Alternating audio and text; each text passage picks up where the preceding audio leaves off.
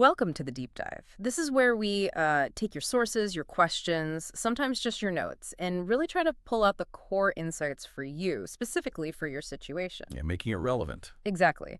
And today we're diving into something I know many of you are dealing with, something deeply personal and actually surprisingly common. Mm-hmm. We're talking about when a loved one gets a late autism diagnosis, and maybe even more importantly, what seems to happen after that diagnosis. Right, that post-diagnosis phase. Yeah, because maybe it's your partner, could be a sibling, maybe an adult child, or even just a really close friend, someone you've known for, well, years. A long time, yeah. And then this diagnosis comes along, and suddenly they seem, well, different, maybe more sensitive, or less capable in some ways. Or, and you might even think this internally, they seem They're somehow more autistic. That phrase comes up, definitely. It does. And it can be really baffling, right? Confusing, maybe even, let's be honest, a bit frustrating sometimes. You find yourself asking, why now? They used to cope with this okay. They managed before, what's changed? Exactly. Why do they seem to struggle so much with things they, okay, maybe struggled with before, but they managed? So our mission today really is to explore why this feeling, this perception of change, isn't just common, but often a really necessary, maybe even healthy part of their journey. We want to sort of pull back the curtain on what's actually going on inside for them, help you understand the invisible stuff driving it all. And that perception you mentioned, that seeming loss of capability or maybe significantly increased sensitivity. You're right. It is surprisingly common, Yeah. especially right after a late diagnosis. Right. And it's completely natural for you, the family member or partner, to feel baffled, confused, yes, even frustrated. Yeah. Because it kind of shakes up your whole understanding of this person you thought you knew so well. Yeah, it challenges everything. It does. And those questions bubble up, don't they? You could do it before, why not now? Or have you just stopped trying? Yeah. Or even the really tough one, are you just using autism as an excuse now? Oh, yeah. That's a hard one. It is. And those questions might be spoken or just thought internally. So this deep dive, what we want to do is give you some critical insights into what's really happening Yeah. to help you move past those surface observations, those external perceptions, Yeah. and start to grasp the deeply personal, often quite profound internal reality that's actually causing these changes you're seeing. It's so important to get that these shifts are usually part of a huge, necessary personal recalibration. Okay, so let's unpack that, because those questions you just brought up, why can't they do it now? Have they stopped trying? Is this an excuse? Those are exactly the things people wrestle with. Absolutely. When we see these shifts, there's a term people might stumble across or maybe just think of, something like autistic regression. Yeah, that term gets used sometimes. It sounds pretty alarming, doesn't it? Regression, like someone's Yeah. going backwards, losing skills they once possessed. Yeah, it implies decline. Exactly. But here's the absolute key thing we need to clarify right at the start. This is a perception. It's how it looks from the outside. It's not a true decline in their underlying ability. That's sentimental, yeah. The basic truth is nobody actually gets more autistic or less autistic, that whole way of talking about it. It's really problematic because it completely misunderstands what the autism spectrum even is. Right, it's not a quantity. No. Autism isn't some kind of disease that gets worse or better. It's not a skill set that just fades with age. It's a neurotype. It's how someone's brain is wired. Fundamentally, a different operating system, maybe. That's a good analogy. So when we see what looks like regression, what's really happening from the outside looking in is that a person's outward behavior might seem to be getting, well, weirder and weirder, as some might put it. Or their need for support, their support requirements, they seem to be increasing. Yeah, the needs become more visible. Exactly, more visible. The key insight here is that this is all about how a person is perceived externally. You're noticing a change in how they present to the world, which, understandably, makes you ask questions about what's going on inside. But that internal landscape, it's way more nuanced, much more complex, and often, frankly, quite painful than what you can just see on the surface. And what's so fascinating, I think, is that the core autistic traits, the fundamental wiring of their brain, those don't actually change. Right, the operating system stays the same. Pretty much. What shifts, and sometimes it shifts really dramatically, is how those traits show up, how they manifest, and crucially, how the individual manages them in their day-to-day life. Ah, okay. Management. Yeah. So we're really looking at quite a profound shift in how someone's internal experience gets presented externally. And this shift, It's driven by really powerful, often completely unavoidable internal factors. So it's not like a choice to suddenly act more autistic. Not at all. From their perspective, it's rarely a conscious choice in that way. It's more like a necessary recalibration, a response really to a lifetime of putting in immense, often invisible effort. Okay. And this phenomenon, this perceived regression, it's mainly explained by two big factors. These are extremely common, actually, and they Yeah. play a massive role in what you might be seeing in your loved one. Right. What are they? The first one is autistic burnout. Yeah. And the second is masking, or maybe more accurately, the process of unmasking. Burnout and unmasking. Okay. Yeah. And these aren't just minor things. They are absolutely foundational if you want to understand what your loved one is likely going through right now. So what I'm seeing, what looks like a decline, Yeah. it's not really about their core abilities fading away. Exactly. It's much more likely to be a vital and frankly often long overdue recalibration of how they engage with a world that just, Well, it wasn't built for their neurotype. a world that demands they fit into a certain mold. Precisely. It's almost a natural, sometimes even beneficial, consequence of years, maybe even decades, of trying to force that square peg into the round hole, you know? Yeah, that makes a lot of sense. The idea that it's not the core person changing, but how they interact with everything around them. Okay, let's really dig into that first factor you mentioned, autistic burnout. Right. Because to really get a handle on how profound that is, I find this analogy really helpful. Think about an ultramarathon runner. Okay. And I don't mean someone going for a Sunday jog. I mean an elite athlete, someone running like 100 kilometers, maybe more, in one go. Wow. Okay. That's extreme. It's incredibly extreme. These Yeah. people are unbelievably fit, right? Masters of endurance. They push their bodies, their minds to the absolute limit. Mm-hmm. But if you saw one of them right at the very end of that 100K race, like stumbling towards the finish line, they might be completely delirious with fatigue, barely able to put one foot in front of the other, just desperately trying to cover those last few hundred meters. Yeah, I can picture that. Just completely spent. Totally spent. Now, here's where the misconception comes in.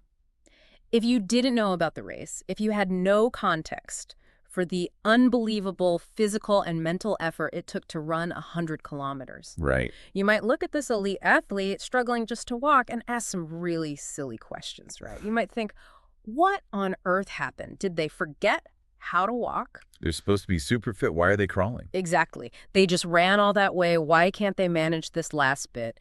Don't tell me they suddenly can't do it. But of course, once you know the context, the answer is obvious. They're at their absolute limit. They've pushed way beyond what most people could even imagine. And their body, their mind, is basically just shutting down in protest. Okay, I see where you're going with this. Yeah, because this connects directly to the experience of so many late-identified autistic adults. No. For a huge number of them, finding out they're autistic doesn't just happen randomly. It often happens as a direct result of some kind of major life crisis. Mm-hmm. The breaking point. Exactly. That I just cannot do this anymore moment. It's the autistic equivalent of that ultramarathon runner hitting their absolute physical and mental wall. Wow. Because for years, often decades, they've been running this hidden marathon, you see, constantly pouring enormous amounts of energy into just navigating a world that doesn't naturally fit their neurotype. That constant effort. Yes. Yeah. Maybe starting way back, 7 or 8 years old, even trying to act normal, fit in, suppress who they really are.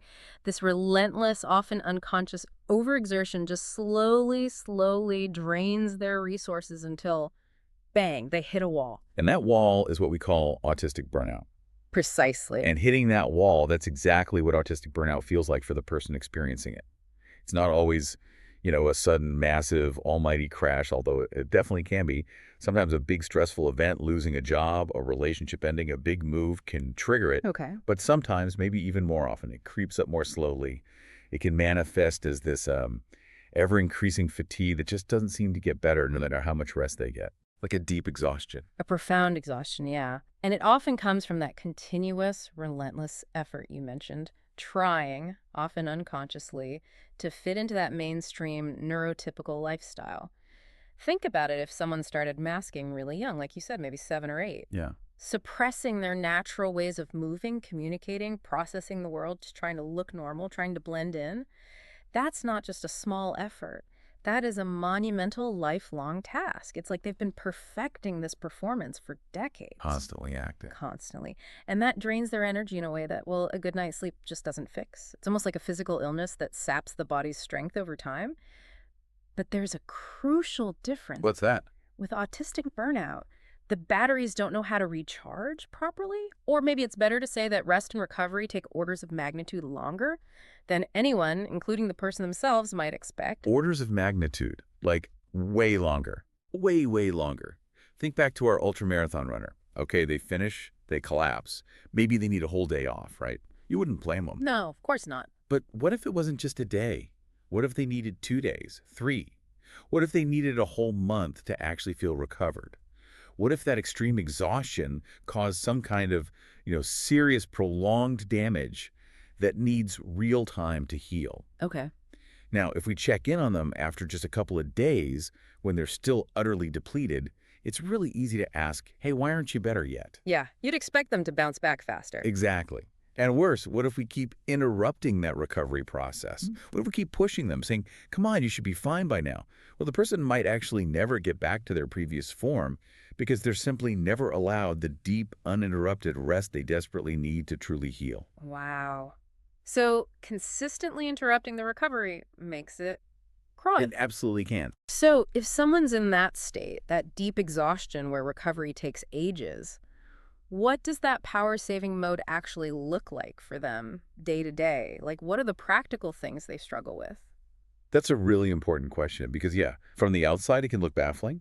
When someone's truly in that power-saving mode, it means they genuinely will not have the ability, the energy, the resources to manage daily life effectively. So basic stuff becomes hard. Extremely hard. You'll often see a significant dip in what we call executive function. Skills like planning, organizing, starting tasks, remembering things.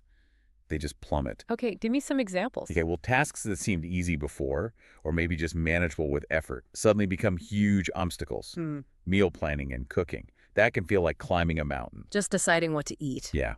Choosing the food, getting the ingredients, actually preparing it. It can feel like this multi-hour, overwhelming ordeal. So maybe they end up eating the same very simple thing every day, or relying on takeout, or even just skipping meals because the effort is too much. Wow. Okay. What else? Household chores often go out the window. Laundry piles up. Dishes sit there. Keeping the place tidy feels impossible. It's not laziness, it's a lack of capacity. Right. Personal hygiene can become a major chore, too. Showering, brushing teeth, even getting dressed.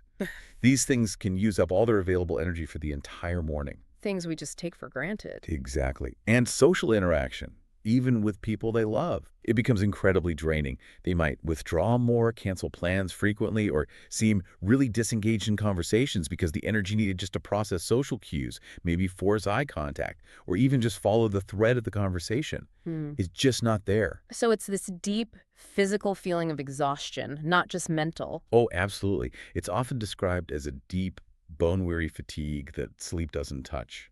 It permeates everything. And what's going on inside their head while this is happening? Often there's a huge amount of guilt and shame. Imagine feeling profoundly stupid because you can't manage tasks that seem incredibly easy for everyone else. Tasks that, maybe you used to manage, even if it's secretly really hard. That must be awful. It is. And this can be especially intense for people who are autistic with ADHD traits. Ah, okay. How does the ADHD part play into it? Well, the ADHD side might have driven them for years, pushing them to seek novelty, to keep going, maybe giving them bursts of energy that help them appear to function quite well, at least on the surface.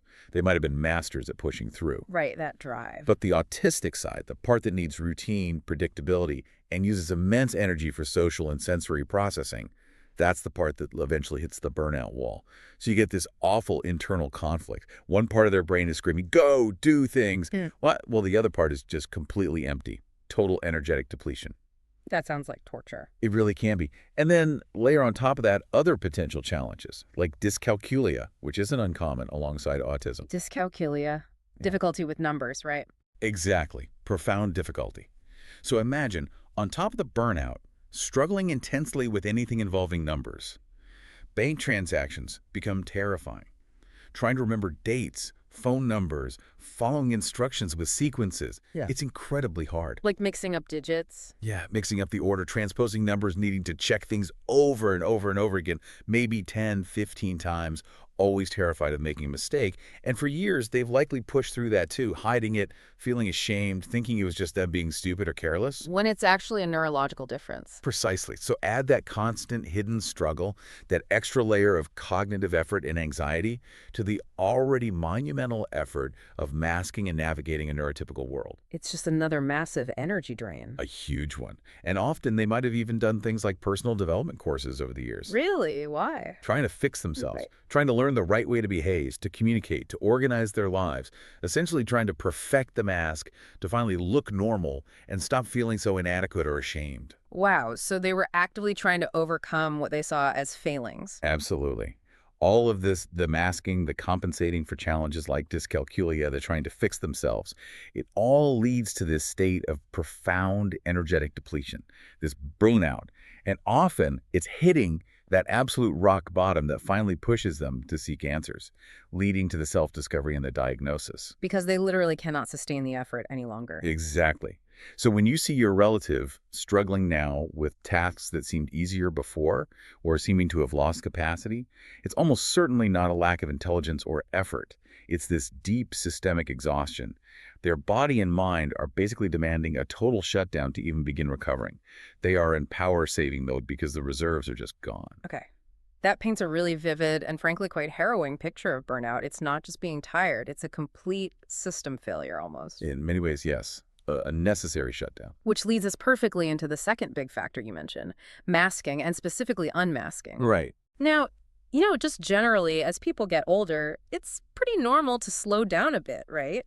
To ease off the accelerator. Yeah, it happens to most of us. Kids run around like maniacs all day.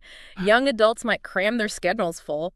But as we mature, we often find we're happier at a slightly slower pace. We start recognizing our limits more, maybe choosing how we spend our energy a bit more wisely. Makes sense. Protecting our resources. Totally. And this isn't specifically an autistic thing. It's just part of the human life cycle, really. Right. Think about stuff you might have done when you were younger, maybe tolerating really loud concerts or staying out super late, pulling all-nighters for work or study. Yeah, things I wouldn't dream of doing now. Exactly. As you get older, maybe more tired generally, those things often just aren't sustainable anymore or maybe not even desirable. You make different choices to look after yourself.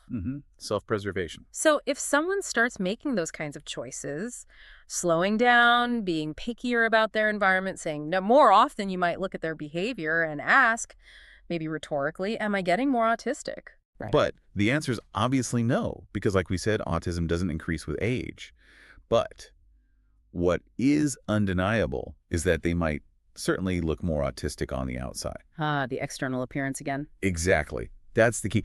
The appearance has changed, not the underlying person, but why? Why does that appearance shift so dramatically, especially for someone who's just had this late diagnosis revelation? Well, that appearance shifts, often quite radically, precisely because of the huge energy cost of masking that we talked about and the really profound, sometimes quite difficult process of unmasking. Okay, so define masking again really clearly. At its core, masking is basically hiding your innate natural autistic traits. It's about consciously or unconsciously adopting inconspicuous neurotypical behavior in order to look normal, to fit in, to avoid standing out or being judged. And that's not just one or two things, right? Heavens no. It's an incredibly complex array of efforts. If someone started masking young, like we discussed, maybe 7 or 8, They began observing neurotypical people, learning social rules, and then imitating those behaviors. This can involve forcing yourself to make eye contact, even when it feels physically painful or intensely overwhelming. which is a common autistic trait, the eye contact difficulty. Very common. Or it could be suppressing natural self-regulating movements, stims like rocking or flapping hands or fidgeting or humming, things that actually help manage their nervous system but look weird to others. So they push them down. Push them down, hide them. They might also meticulously plan out conversations in their head beforehand, creating mental scripts for different social situations. Wow. Like rehearsing. Constantly rehearsing, figuring out what to say, how to respond, anticipating questions. They might consciously mirror other people's body language or try to fake enthusiasm in conversations or suppress their genuine emotional reactions if they think they're inappropriate. Like if they feel overwhelmed and might have a meltdown. Exactly. They might fight tooth and nail to hold that back in public, maybe escaping to a bathroom or somewhere private to finally let it out, or just shutting down internally instead. And remember those personal development courses. Yeah, trying to fix themselves. Right. Believing they needed to learn the right way to perfect this hidden performance, all driven by this deep-seated attempt to look normal and avoid the intense guilt and shame they felt about their authentic autistic needs or the areas where they felt they were failing. That sounds incredibly exhausting, just maintaining that constantly. It is, and it creates this deep internal split too. A feeling that your real self, your authentic self, is somehow wrong or unacceptable, which, unsurprisingly, leads to massive anxiety, often depression, and a profound sense of being alone, even when surrounded by people. So it's this massive lifelong performance act. Given how draining that is, what makes people finally stop? What drives the need to unmask, especially later in life? Well, fundamentally, it just becomes unsustainable. As people get older, and as the fatigue from decades of this constant high-energy performance accumulates, the body and mind simply can't keep it up indefinitely. The resources just run out. Exactly. They become less likely to put so much energy into masking, partly because the energy physically isn't there anymore, especially if they're also hitting burnout. Right, the two are linked. Very linked. But also, crucially, the desire to keep sacrificing their own well-being just to meet neurotypical expectations often diminishes significantly. They've spent decades pushing through sensory hell, battling social anxiety, hiding their true selves, and they reach a point where the cost of wearing that mask just feels way higher than any perceived benefit. They had enough. Pretty much. They're less likely to put up with the substandard options they use to tolerate just to appear normal. So those years of conscious effort, that carefully constructed performance, it finally starts to crumble, or they consciously decide to dismantle it. And when that happens, when they choose to mask less. Then yes, their behavior seems a lot more autistic to someone watching from the outside. But again, it's crucial to remember, they aren't becoming more autistic. They are finally allowing their authentic autistic self to surface. They're shedding the heavy armor they've worn for so long. So what might that look like, practically? What changes might you see? You might suddenly notice an increase in stimming, more obvious rocking, maybe hand flapping, fiddling with objects, pacing. Things they might have done subtly or in private before? Exactly. Or they might start being much more direct and unapologetic about their needs, stating their communication preferences clearly, like, please don't interrupt me, or I need you to be literal, or setting boundaries around sensory input. Like the earplugs example. Precisely. Someone might say, I used to force myself to go to noisy cafes and just suffer through it. Now, forget it. I wouldn't even go to the supermarket without my earplugs. Actually, I've even started wearing big over-ear earmuffs sometimes in really loud places. So it's not a new sensitivity. No. It's the unburdening of a sensitivity that was always there, but was being painfully endured and hidden. These stims, these sensory needs, they have always been there, just meticulously suppressed for years, maybe decades. What you're seeing now isn't new, it's just unveiled. And yeah, that unveiling can feel pretty jarring for people who only ever knew the masked version. That makes sense. But you also mentioned something about a pendulum swing. Ah, yes. Yeah. That's a really important part of the self-discovery process that often happens after a late diagnosis. Right. Think about it. After decades of wearing this mask, often without even fully realizing it was a mask, Yeah. the diagnosis gives them this new lens, and suddenly they're faced with this huge question. Okay, if that wasn't really me, then who am I? Who am I without the mask? It's this massive identity exploration. Like figuring themselves out all over again. Totally. Yeah. And in that process, it's really common for people to do a kind of full pendulum swing. Yeah. They might almost forcefully throw off the mask entirely and just start experimenting with everything, trying to figure out what actually works for them, what feels authentic. Experimenting how? Well, they might lean right into things they never allowed themselves before. Things that might have revealed their autism and brought on that old shame. So they might say, right, let's try using these earplugs everywhere. Let's try carrying fidget toys openly and using them when I need to. Let's try just saying no to phone calls because they stress me out and insist on email instead. Let's try cutting my hair really short because long hair bothers my neck, even if it's not feminine or whatever. Let's try only wearing soft, comfortable clothes and ditching anything scratchy or tight, regardless of fashion. So really exploring their genuine needs and preferences. Exactly. It can look like a pretty radical shift from the person you thought you knew. And it can be, frankly, quite confronting to witness. And that's where the friction often happens, isn't it? That's the point where loved ones might say, maybe with real distress, this isn't you. I've known you for years. What is going on? Precisely. It's a totally natural reaction, born out of love and concern, when someone you feel, inside out, suddenly seems to be behaving like a different person, maybe appearing less capable or way more sensitive. Yeah. How do you help someone reframe that shock? Yeah, how do we get past that? Well, we need that perspective shift again. I Yeah. love that Simpsons analogy someone shared. Homer and Marge are packing for a trip, remember? And Lisa says something like, "Oh no, with all the confusion, I forgot to pack." Lisa. Yeah, I remember that. And Marge says, completely seriously, "Lisa, that's not at all like you." And Lisa's punchline is, exactly. Right. The humor there is in that self-awareness, right? The recognition that the Lisa Marge knew was maybe a version Lisa herself felt pressured to be, rather than who she truly was deep down. Okay, I see the parallel. It's similar here. The you, that you, the listener, knew the person you had this relationship with for years, maybe decades, that was to a large extent the masked version. The performance. The performance. That person was pouring colossal amounts of energy day in, day out into appearing normal, into fitting those neurotypical molds. And often that performance came at the cost of immense internal guilt and shame. Guilt about what? Guilt about their genuine autistic needs, needing quiet time, struggling with sudden changes, having intense interests. Shame about the areas where they felt they were failing, where they felt stupid because they couldn't do things that seemed effortless for others. Like maybe struggling desperately with those number-related tasks you talked about, bank stuff, dates, phone numbers. The dyscalculia aspect. Right. Constantly mixing things up, checking obsessively, terrified of getting it wrong, and blaming themselves entirely, thinking it was a personal flaw, a sign of being inherently broken or less intelligent, when actually it's a specific neurocognitive difference they were having to constantly fight against and hide. So they were carrying all that shame hidden away. Exactly. For years, pushing through, hiding the struggle, internalizing this belief that they were fundamentally flawed. So when your loved one starts to unmask, it's not that they're suddenly losing skills or choosing to be difficult. It's that they are finally allowing their authentic abilities, and yes, also their authentic challenges and needs, to be seen. Without the shame filter. Without the shame filter. This unmasking process, it's an incredibly necessary, often very brave step towards self-acceptance, towards finding a more sustainable, healthier way to actually live. It is, as they might put it, discovering a new version of myself. It's all part of that vital unmasking and self-discovery process. What you're seeing isn't a step back. It's a courageous step forward into authenticity.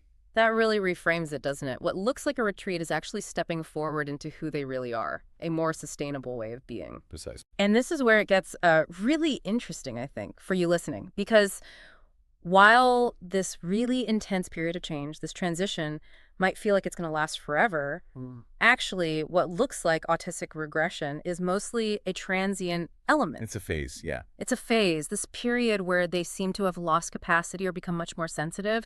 Think of it as a renormalizing exercise, a recalibrating. It's like their whole system is trying to find a new, healthier balance after a lifetime of being out of whack, running on empty, and wearing that heavy mask. Rebalancing is a good word for it. Yeah. And the good news is that intense recalibration period, it won't last forever. Yeah. The intensity of this particular phase, this big adjustment, it will eventually settle down.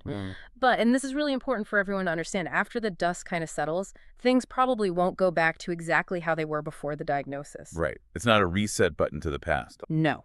There will be a new normal. And the hope is, the goal really is, that this new normal will actually be better than what you've been experiencing previously. Better for them, certainly, and hopefully better for the relationship, too.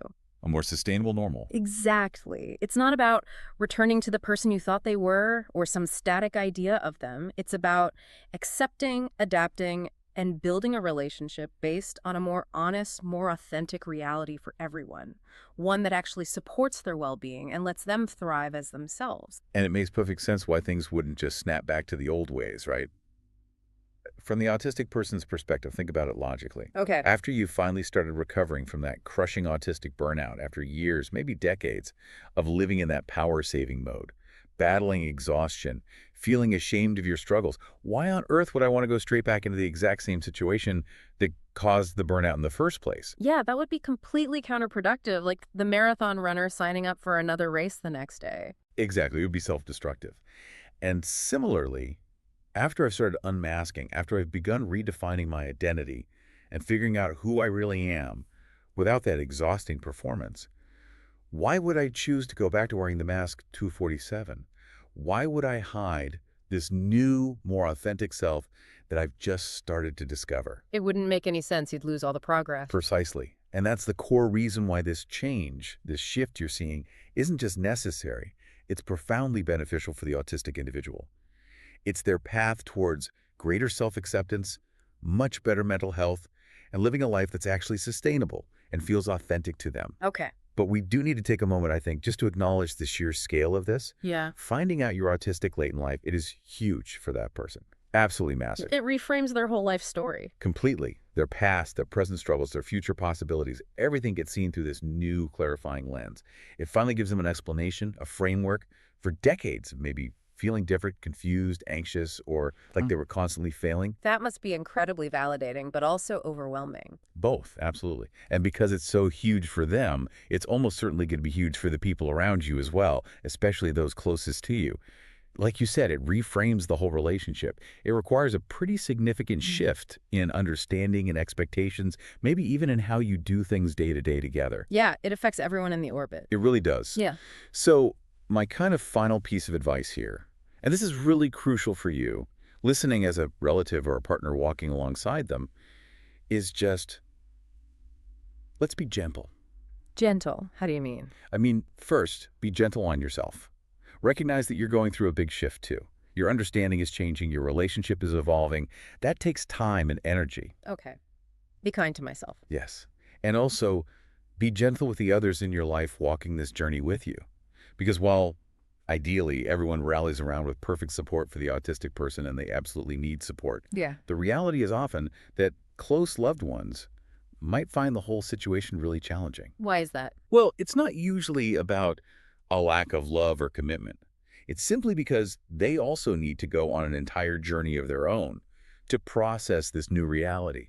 They have to adjust their understanding, maybe grieve the version of the person they thought they knew, and learn new ways of relating. And they don't have the internal experience to draw on. Exactly. They don't have the head start that the autistic individual does, who's been living this reality, even unnamed, their whole life. So it just might be a while before they catch up to the autistic person's new level of self-understanding.